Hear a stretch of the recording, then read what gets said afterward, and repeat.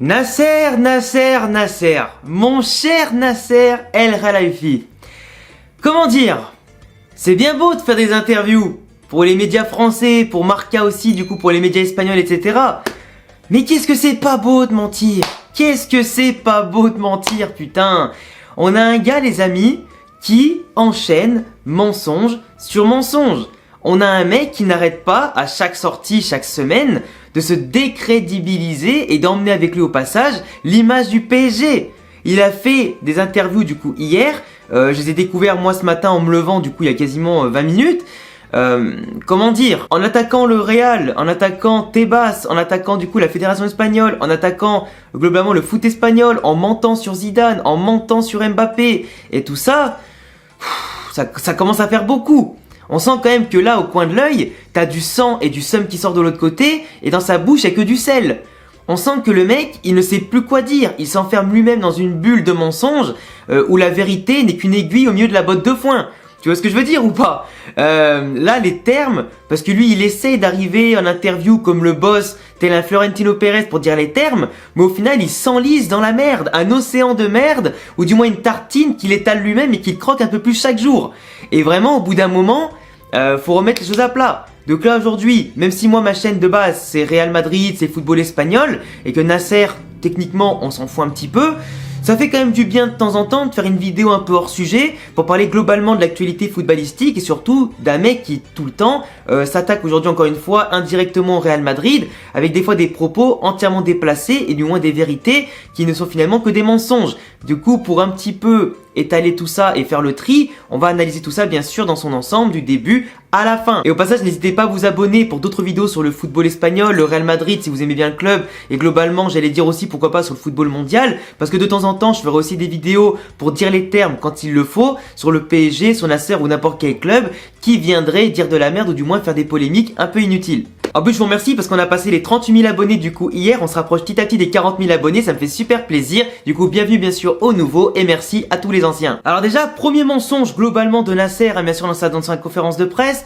et l'interview pour Marca et d'autres médias, c'est que il parlait de Zidane comme quoi il le respectait en tant qu'homme, professionnel, joueur, entraîneur, tout le bordel, mais qu'il ne l'avait jamais contacté de manière directe ou indirecte pour intégrer le staff du PSG en tant qu'entraîneur principal.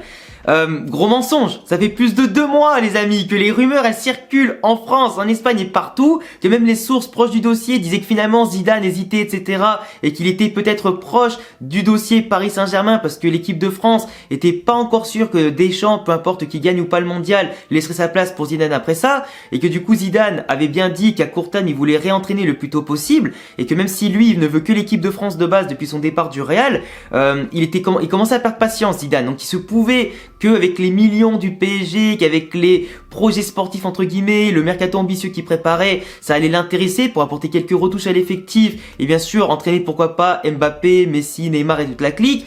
Mais finalement le projet de Zidane est toujours l'équipe de France. Il a clairement dit non à 2 ou 3 reprises à Nasser et à l'émir du Qatar. Et globalement, ils se sont vus plusieurs fois durant ces 3-4 dernières semaines. Donc du coup, dire que tu ne l'as pas vu, que tu n'as pas discuté de ça avec lui, c'est du mensonge. Et à mon sens, c'est du non-respect envers tous les supporters du PSG qui espéraient, mais qui malheureusement ont mangé la clim avec Zidane, qui ont aussi mangé la clim au passage avec Tchouaméni qui n'est pas venu malgré l'intervention de Mbappé dans le dossier. Et tu vois, le fait de ne pas voir Zidane et pas voir Tchouaméni, ça montre qu'aujourd'hui, on peut dire non à l'émir du Qatar, qu'on peut dire non aux Qataris, qu'on peut dire non à Nasser. Et globalement, aujourd'hui, Nasser a aussi avoué que le Paris Saint-Germain était en négociation ouverte avec Nice pour Galtier. Donc forcément, il a attendu que les négociations s'ouvrent avec Galtier pour dire que finalement non, Zidane n'en a pas parlé avec lui. Pourtant, Zidane et lui discutaient depuis maintenant 1 mois ou 2, et encore plus depuis ces dernières semaines, ces derniers jours. Mais finalement, Zidane a clairement dit que Deschamps, globalement en interne, lui laisserait l'équipe de France après le mondial et que voilà, donc il a refusé, il a mis le projet PSG en stand-by, il pourrait pourquoi pas l'intégrer d'ici 2 ou 3 ans si vraiment que l'équipe de France c'est un fiasco, mais globalement tout de suite c'est pas possible. En plus de ça, bon après il y en a certains qui disaient que le côté marseillais de Zidane etc ça l'empêcherait d'entraîner le Paris Saint-Germain, mais il n'a jamais joué ni entraîné Marseille, donc au final c'est pas une trahison, il est juste né à Marseille et puis voilà. Après par contre en public ça peut se comprendre sur un point, c'est que tu vas pas dire publiquement qu'avant Galtier on négociait avec Zidane, avec un tel tel avec un tel. Galtier, il a déjà très bien compris tout seul qu'avant lui, il y avait Zidane, qu'avant lui, il y avait des mecs comme Mourinho et d'autres coachs. Et Galtier sait très bien, personnellement, que ce n'était pas le premier ou deuxième choix du PSG. Il était vraiment dans la shortlist à un level pas forcément très haut. Là, en plus de ça, t'avais un conflit en interne entre l'émir du Qatar, Nasser, contre Luis Campos. Il y avait du coup une divergence d'opinion pour le prochain coach. Donc forcément, quand tu vois qu'en interne, t'as pas les mêmes choix, t'as pas les mêmes ambitions pour le projet parisien, et que de l'autre côté, tu te rabats publiquement dans le mensonge avant de bien sûr de justifier l'arrivée du prochain coach, bah c'est pas forcément bon en termes de communication, en termes d'image. Et clairement, le PSG aujourd'hui, ben c'est enlisé à cause de Nasser dans des propos malheureusement mensongers, la vérité qui est très loin, et finalement ça ne leur donne pas en tout cas du crédit pour la suite. À la suite de ça, Nasser a répondu à 2 questions justement sur Mbappé, le Real Madrid, etc. Du coup, donc on lui a posé comme question: la décision de Mbappé a été très critiquée en Espagne, vous pouvez nous donner votre version sur son choix? Et la deuxième question, ça a été: selon Florentino Pérez, le joueur a changé d'avis 10 jours avant. Quand avez-vous pensé qu'il allait prolonger? Alors du coup, ses réponses a été celle-ci. J'ai un grand respect pour le Real en tant que club, c'est un très grand club. Mais Kylian n'a jamais décidé de prolonger pour l'argent, c'est la première chose. L'offre du Real était meilleure que la nôtre, c'est notre joueur, et il y avait d'autres clubs que le Real en Angleterre, mais lui a choisi le PSG. Il était surtout intéressé par le projet sportif, il est parisien, il est français, et voulait rester pour rester dans sa ville, son pays, son club. L'argent n'est pas important pour eux. Et je vous lis la deuxième réponse, après j'analyse tout d'un bloc. Il a dit, par rapport à ce qu'a dit Florentino Pérez, etc. Je ne sais pas ce que dit le Real, moi ça faisait 18 mois que je savais que Kylian voulait rester. J'entendais qu'il disait à Madrid que Kylian voulait jouer là-bas, mais ce n'est pas vrai. On parle de la dernière offre du Real, mais l'été dernier, ils ont offert 170 ou 180 millions d'euros. Ce qui veut dire que ça, plus le salaire, c'était une offre supérieure à la nôtre. J'ai refusé 180 millions d'euros et les gens m'ont traité de fou parce qu'ils pouvaient s'en aller gratuitement, mais je savais que Kylian allait rester. Je le connais, lui et sa famille, je sais ce qu'il veut, j'entends la déception de Madrid, mais ce n'est pas juste de parler ainsi de Mbappé. Là, il y a quand même plusieurs mensonges en seulement 2 paragraphes. La première, c'est dire que le Real Madrid avait une offre supérieure à celle du Paris Saint-Germain en termes de salaire, en termes aussi d'image, en termes aussi globalement de pouvoir laisser à l'institution, parce qu'il faut pas oublier un truc, le PSG, au-delà de l'argent, s'est mis à genoux devant un gosse de 22 ans qui joue simplement au football, peu importe que ce soit l'un des futurs meilleurs joueurs du monde, ils se sont mis à genoux à tous les niveaux. Quand on arrive au point de compter sur Macron, sur Sarkozy, globalement l'État français, de compter sur l'émir du Qatar pour faire pression sur un gosse de 22 ans pour le garder et le tenir en laisse entre guillemets d'un chez Azkaban Saint-Germain comme j'aime bien appeler ça, globalement frère t'as rien à dire là-dessus. Tu lui as donné les pleins pouvoirs, tu lui as donné tout ce qu'il voulait, tous ses caprices, tu lui as donné accès. Globalement, l'offre du PSG en valeur morale, en tout ce qui est thune et tout ce qui est en dehors de la thune, c'est 1000 fois supérieur à ce que donne le Real Madrid. Surtout que si l'offre du Real Madrid en termes d'argent était supérieure, je suis désolé, mais le Real Madrid, en termes d'institution, en termes d'histoire, en termes de projet sportif, en termes d'argent, si c'était vraiment ça qui était supérieur, frère, mais 1000 fois Mbappé vient au Real Madrid. Il n'y a aucun mec qui sera assez fou pour rester au PSG à projet sportif ou argent équivalent. Tu te fous de ma gueule ou quoi? Projet sportif, au final tu lui promets Zidane, tu lui promets les Pogba, les Tchouaméni, il n'y en a aucun qui vient. Le PSG a mangé sur le marché en quelques semaines une triple clim. Pogba va aller à la Juve, Tchouaméni ne vient pas, et en plus il va au Real Madrid, il a même pas écouté ce que Mbappé lui a dit en tant que directeur sportif entre guillemets, et l'autre côté t'as pas Zidane que tu lui promets. Donc Mbappé, tu lui donnes de l'argent avec un salaire astronomique qu'il ne mérite pas parce qu'il a gagné que la Coupe du Monde, il n'a que 22 ans, il a tout à prouver encore. Tu lui donnes 1000 fois le salaire qu'avait à l'époque Cristiano Ronaldo ou Messi au même âge. Mec, tu t'es mis à genoux devant un mec de 22 ans. Le Real n'a pas donné plus d'argent à l'époque, faut pas oublier aussi un truc. Le Real, l'été dernier, proposait 180 millions d'euros en termes d'indemnité de transfert pour le PSG. Il n'y a qu'un club état comme le PSG pour refuser 180 millions d'euros. Et c'est là à ce moment-là que tu comprenais que ce club était fou. Parce que 180 millions d'euros, tu pouvais très bien acheter 1 ou 2 joueurs qui pouvaient remplacer Mbappé, même si bien sûr Mbappé sur le terrain avec le PSG c'est une pure Mbappé dépendance dans les stats et dans les apports, dans les titres et les performances. Et clairement garder Mbappé pour les 10 ans à venir ou 5 ans à venir, c'est une bonne chose au niveau commercial, marketing et sportif. Mais aucun club au monde ne peut refuser 180 millions d'euros. Avec lesquels tu aurais pu te reconstruire. Donc déjà, tu as une différence entre un club normal et un club dirigé par un état milliardaire qui te donne l'argent dont tu as besoin, qui te donne les garanties dont tu as besoin. Donc déjà, tu as une différence là-dessus. Mbappé, dire qu'il ne voulait pas venir au Real Madrid, c'est aussi un mensonge. Mbappé, l'an dernier, a dit dans la presse qu'il voulait partir. Tout le monde savait où il voulait partir et il l'a redit plusieurs fois dans l'année en plus qu'il voulait partir. Il a même critiqué publiquement Nasser comme quoi être menacé de ne pas partir même gratuitement, c'était compliqué. Que le mec subissait des pressions par le Qatar, par la France, c'est abusé. On parle de football, on parle d'une passion, on parle d'un sport, pas de sauver des vies. Donc Mbappé, il était pieds et poings liés au PSG et ça malheureusement, ça a dépassé les pressions du cadre du sport. Et aujourd'hui, dire dans la presse que Mbappé voulait pas partir au Real, c'est un gros mensonge parce que tout le monde le sait. Lui-même l'a avoué quasiment à demi-mot parce qu'il pouvait pas le dire officiellement par rapport au Paris Saint-Germain et ce que son contrat représentait. Mais il l'a dit, clairement, il l'a fait passer le message qu'il voulait partir à Madrid. Il l'a jamais nié. Et donc dire qu'il ne voulait pas y aller, que ça fait depuis 1 an et demi que le mec savait qu'il allait rester, c'est entièrement faux. Mbappé a fait volte-face 5 ou 10 jours avant, en mettant le doute, en faisant monter les enchères, en faisant sa grosse diva qu'un mec de 22 ans ne devrait pas faire, sachant que t'as des mecs comme Haaland ou d'autres joueurs qui n'ont jamais fait une telle zumba médiatique pour partir de leur club pour aller au Real ou ailleurs, c'est une honte. C'est une honte, que ce soit le clan Mbappé, que ce soit le clan du Paris Saint-Germain, l'émir du Qatar et tout le bordel, c'est une immense zumba qui n'aurait jamais eu lieu d'être et qui vraiment a fait un cirque pas possible. Et aujourd'hui, on se fout de la gueule de tout le monde, autant des supporters parisiens que du Real Madrid, et on vient de dire aujourd'hui que la colère des joueurs des supporters du Real n'est pas légitime. Mais quand un mec te fait autant d'appels de pied, te voue un amour, j'allais dire inconditionnel par son rêve d'enfance, etc., et que finalement il cède aux sirènes de l'argent, du pouvoir, et qui fait plein de caprices, bah ouais, comme disait Pérez l'autre jour quand on a analysé son interview à Pérez dans une longue vidéo, ce n'est pas le Mbappé que le Real voulait. Il y a eu un changement de mentalité, un changement de valeur qui n'était plus celle que le Real voulait en tout cas. Et Mbappé a fait volte-face sous les pressions du Paris Saint-Germain et de l'argent qatari. Et ça, malheureusement, vous ne pouvez pas le nier. Faut être de mauvaise foi pour dire que c'est faux. Surtout quand t'apprends derrière que la famille Mbappé globalement pouvait être déçue du résultat, que certaines personnes étaient déçues du résultat et que Mbappé peut potentiellement commencer à regretter par rapport aux non-venus qui commencent à se faire et les échecs un petit peu à tous les niveaux du Paris Saint-Germain, bah forcément tu te dis est-ce que le petit a fait le bon choix? Est-ce que le PSG finalement est tout propre dans cette histoire? Je ne crois pas. Après il a parlé de la Super League et du fait que le Real Madrid a gagné la Ligue des Champions et qu'ils remettent en cause la Ligue des Champions et là il y a des trucs intéressants à dire. La question qui a été posée, ça a été la Super League est toujours vivante selon les 3 fondateurs, du coup Juve, Barça, Real, et pour vous. Donc il a dit, pour moi, elle est déjà morte. Mais c'est bizarre, le Real a gagné la Ligue des Champions et ils l'ont mérité. D'un côté, ils veulent la gagner, ils l'ont célébrée pendant quasiment une semaine, et d'un autre côté, ils n'aiment pas la jouer. Si tu n'en es pas satisfait, rien ne t'oblige d'y participer. Alors, 2-3 choses. La première, ne pas confondre le président et son équipe de direction et l'institution et le club entier. Le Real Madrid, jusqu'à preuve du contraire, que ce soit les joueurs ou entraîneurs, n'étaient pas au courant du projet de la Super League.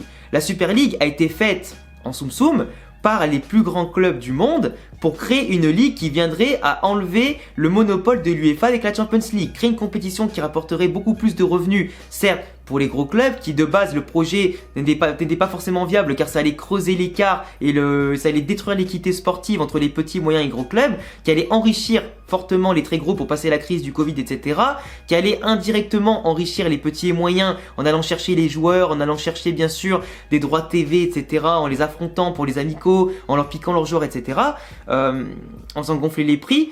Mais globalement, la Super League n'était pas un bon projet pour l'équité du sport. Mais après ça, elle allait être revisitée, elle allait être améliorée, parce que là, la Ligue des Champions, à partir de 2024, ça va s'ouvrir à plus de clubs, mais finalement, avec un système qui va favoriser les gros clubs. Donc au final, la Super League n'a pas vu la forme avec les gros clubs européens, mis à part l'UEFA, en dehors de l'UEFA, mais finalement, l'UEFA va s'approcher du domaine de la Super League. Donc finalement, l'équité va se creuser, et de l'autre côté, l'UEFA va reprocher à la Super League ce que eux-mêmes vont faire.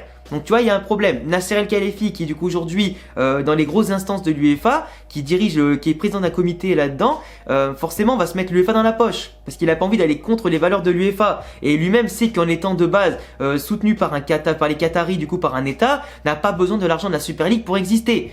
Voilà, donc tu vois, c'est quand même compliqué, il est quand même du côté de la mauvaise foi et du faux cul. Et le fait qu'ils disent que le Real Madrid, du coup, gagne la Ligue des Champions avec mérite, ça heureusement qu'il le dit, mais que d'un seul coup, ils veulent la critiquer en créant la Super League, je le rappelle, ce n'est que Florentino Pérez, ce n'est pas les joueurs, ce n'est pas l'institution globalement qui souhaite la Super League ou ne pas jouer la Ligue des Champions, car le Real Madrid est lié à la Ligue des Champions, c'est le club de tous les records, c'est l'institution qui la gagne le plus à chaque fois et qui met en tout cas, la plus grande valeur sur la Ligue des Champions. Si le Real Madrid dénigre la Ligue des Champions, c'est aussi du foutage de gueule, tu vois. Tu peux pas dire ça. C'est nous qui respectons le plus la compétition, donc on ne la dénigre pas. Et le fait qu'ils disent, bah s'ils sont pas contents, s'ils sont pas satisfaits, rien ne t'oblige à y participer. Mais moi si, il y a deux raisons pour lesquelles on participe. La première, c'est parce qu'on est le club de tous les records, qu'on veut la gagner chaque saison un peu plus, qu'on veut mettre notre nom un peu plus sur les coupes et l'histoire du football dans la plus grande et plus prestigieuse des compétitions. Et la deuxième raison, c'est pour t'empêcher toi, Nasser, de la gagner. Parce qu'on veut montrer que ce n'est pas l'argent de City, ce n'est pas l'argent du PSG, des clubs États qui va la gagner, mais l'amour du maillot, un club qui a une véritable équipe, qui a une véritable âme, une véritable institution, et plus que d'être favori sur le papier, on veut créer un groupe qui entre titulaires et remplaçants crée une osmose qui fait qu'on peut surmonter tous les obstacles. Chose que dans ton club, tu n'as pas, chose que dans ton équipe, tu n'as pas, tu n'as que des égos, tu n'as que des starlets, tu n'as que du bling bling, comme après, bon, il en a parlé un petit peu après de ça, on débriefera ce côté-là aussi de l'interview. Mais quand tu n'as pas d'âme, vs un club qui a une âme, tu peux pas lutter. Que tu sois favori sur le papier ou pas, la réalité c'est le terrain. C'est pas le papier et le blabla, ou du moins mettre des clims au mercato. Les clims, on les met sur le terrain, nous. C'est ça la différence entre le Real, qui est un très grand club, et le PSG qui n'est pas un grand club. Et malheureusement, nous, on peut dire ce qu'on veut. Dans tous les cas, on est présent pour gagner et empêcher les clubs comme ça de la gagner. Les valeurs du sport prendront toujours sur l'argent. Et ça, les amis, c'est une vérité absolue. Après, il a fait vite fait une déclaration sur Tebas, alors là qui m'a pas plu du tout, parce que tu vois, autant Tebas ça peut être des fois une tête de con, un petit peu comme tous les dirigeants de chaque pays, etc., qui veulent imposer des règles, etc.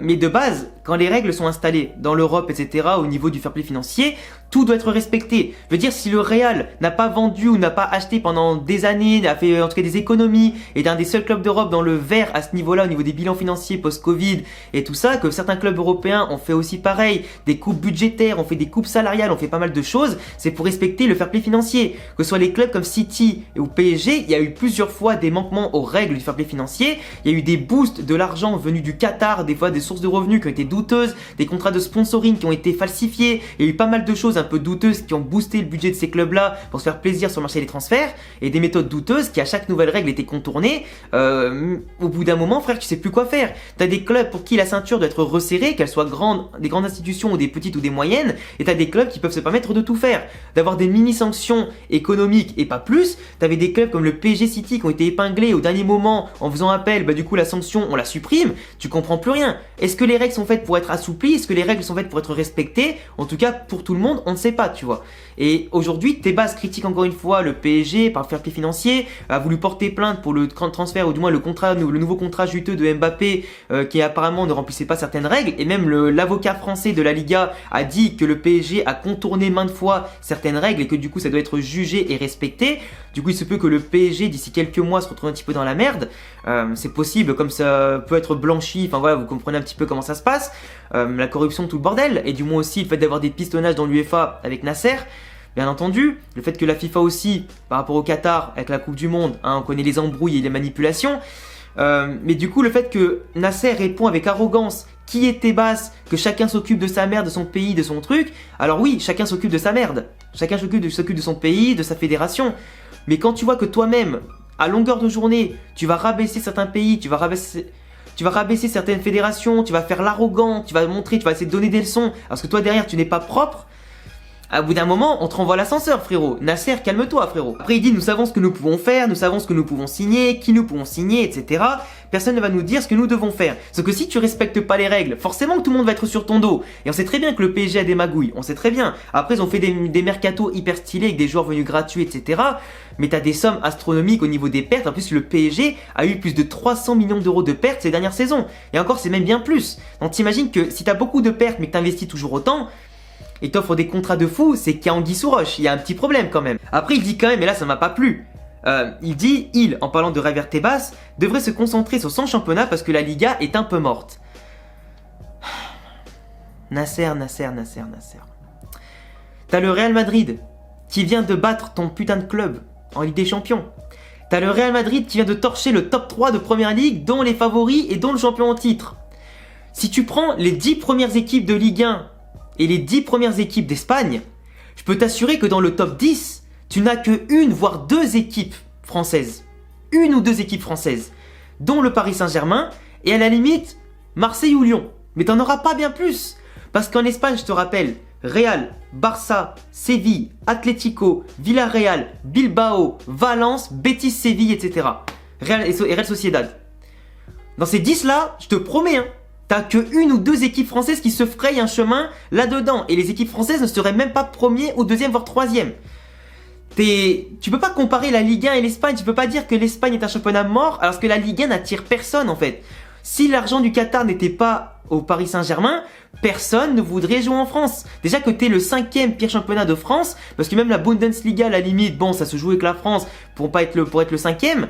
Au bout d'un moment, tu peux pas dire ça. Et moi, ça m'énerve. En tant que fan de la Liga espagnole, en tant que fan de foot en général, tu peux pas essayer de rabaisser l'Espagne en faisant genre que que la France c'est un pays en devenir du football, ou du moins que la Ligue 1 va progresser petit à petit. Non, t'as pas de suspense, t'as pas de spectacle dans ton championnat, t'as un championnat tous les 5 ans qui est remporté par une autre équipe parce que le PSG foire tout seul son championnat, plus que les autres équipes ont du mérite globalement, même s'ils ont fait des belles saisons comme Lille, comme Monaco à l'époque, mais c'est plus le PSG avec ses moyens qui foire sa saison qu'autre chose. Tu peux pas dire ça. Donc je le répète, la Liga, dire qu'elle est morte, c'est polémique ça, c'est polémique. Et je le répète, les équipes de France en Espagne ne seraient pas dans les premiers. Alors qu'à l'inverse, en Espagne, si tu les mets en Ligue 1, ça dominerait globalement le championnat français. Après, il a sorti aussi les trucs qui m'ont mais aberrants. Il a parlé du Real Madrid et de certains clubs dans le monde qui possèdent leur propre stade parce que blablabli, blablabla, on leur a donné, on leur a offert. T'as eu des dettes des États des États qui ont enlevé les dettes de certains clubs. Mais putain, mais Nasser, j'ai l'impression que c'est des fois un troll de Twitter qui n'est pas renseigné, un footix qui croit encore que le roi d'Espagne a supprimé des dettes du Real Madrid, qu'il leur a offert le Santiago Bernabéu, etc. Mais c'est faux. C'est faux, bordel. Mais je vous jure, un jour, les amis, je vais faire une vidéo complète sur le sujet pour vous expliquer à vous, tous les footix qui croient que les dettes du roi d'Espagne, enfin que le club a eu des dettes enlevées par le roi d'Espagne, parce que vraiment, c'est aberrant. Et que le mec dit ça pour le Real, dit ça pour des clubs anglais, dit ça pour d'autres trucs, ah, c'est aberrant. Parce qu'il faut pas oublier que le mec, le robinet de l'argent, il est fait par le Qatar. Le Qatar, bordel. Comment tu peux oser dire ça, que des gens suppriment tes dettes, te donnent des moyens colossaux quand toi-même t'as un émir qui te donne de l'argent? Putain, mais tu vois, mais plus mauvaise foi, tu meurs ça. Et vraiment, avoir un porte-parole comme ça dans les médias pour le Paris Saint-Germain, mais c'est non seulement se décrédibiliser, mais c'est niquer son image, et c'est vraiment ne rien apporter du tout. Parce que là, il se plaint aussi, blabla, nous on doit payer le stade, on doit faire plein de trucs et tout, on n'est pas notre avantage au Parc des Princes, nanana, parce qu'il aimerait bien avoir un nouveau stade, que la ville ne veut pas vendre le Parc des Princes, tout le bordel, l'émir du Qatar, et que le Real, ils ont tout leur stade qui est magnifique, qui va être refait, mais il oublie que le Real Madrid, les travaux là qui sont en train d'être faits là, c'est des centaines de millions d'euros, si t'es pas loin du milliard d'euros de travaux. Qui est dépensé sur des dizaines d'années pour le Real Madrid en termes de crédit, etc. C'est pas possible, tu vois. Tu peux pas confondre un club qui a acquis son stade depuis des dizaines d'années, depuis en tout cas toute son histoire, qui a construit ce stade, qui a tout fait en sorte que le club lui, enfin, en tout cas que le stade lui appartienne, en faisant tous les investissements nécessaires, en faisant tous les accords nécessaires. Et de l'autre côté, en plus, on va renouveler le stade avec nos propres frais. Donc tu peux pas dire ça, en fait, tu peux pas dire ça, c'est juste une question d'organisation, d'institution. Si tu veux ton propre stade, fais-le toi construire. Point barre, au lieu de rager comme un sale. Après, bref, il a fini son interview en disant, voilà, en parlant de Luis Campos, d'Enrique, en parlant de l'organisation en interne, de certains joueurs du PSG, du coup ça ne nous regarde pas trop. Il a surtout dit qu'après, avec le Qatar, ils allaient être là pour encore de nombreuses années, qu'ils allaient créer le meilleur centre de formation en France et globalement en Europe, qu'ils allaient créer le meilleur centre pour créer des jeunes talents. Il veut créer aussi une osmose au sein de l'effectif. Il dit que c'est la fin du bling bling au PSG, les joueurs surpayés, les gros transferts de ouf, etc. Qu'il veut des joueurs 100% parisiens dans leur âme, qui vont jouer à 200% pour le maillot, pour l'écusson, l'institution entre guillemets, qui vont pas faire de cadeaux, qui vont se donner à 300% par rapport à cette année où c'était insuffisant. Et il veut aussi créer en sorte, pourquoi pas à l'avenir, une équipe 100% parisienne avec des joueurs du centre de formation, faire revenir pourquoi pas des mecs comme Nkunku, des Coman, toute la clique. Enfin voilà, des mecs qui sont formés à Paris, qui ont Paris dans les veines et qui veulent se donner à 1000% pour le maillot. Mais bon, globalement, le PSG a compris en jouant contre le Real que un vrai groupe, c'était beaucoup mieux que les individualités et le bling bling. Donc peut-être qu'à l'avenir, le PSG sera beaucoup mieux à ce niveau-là, niveau valeur, niveau joueur. Mais ça va prendre quand même du temps. Enfin bref, la vidéo était un petit peu longue, mais on a vraiment parlé de tout, du cas Zidane, du mensonge sur Mbappé, du transfert, de l'attaque contre la Liga, contre Tebas, contre le Real, contre le stade, on a parlé de tout. J'essaie vraiment de développer, de donner mon avis, même si la vidéo était un peu longue. Je suis désolé pour ça, hein, mais bon, on a l'habitude en tout cas de faire des analyses pointues et détaillées. Donc si jamais vous avez des avis là-dessus, n'hésitez pas à vous abonner, à me dire tout ce que vous en pensez en commentaire. Cochez la petite cloche pour pas rater les prochaines vidéos bien sûr sur le Real Madrid et le football espagnol ou le football en général. général. Tous mes réseaux s'affichent ici et en description. Et à bientôt la famille pour prochaine vidéo. Ciao!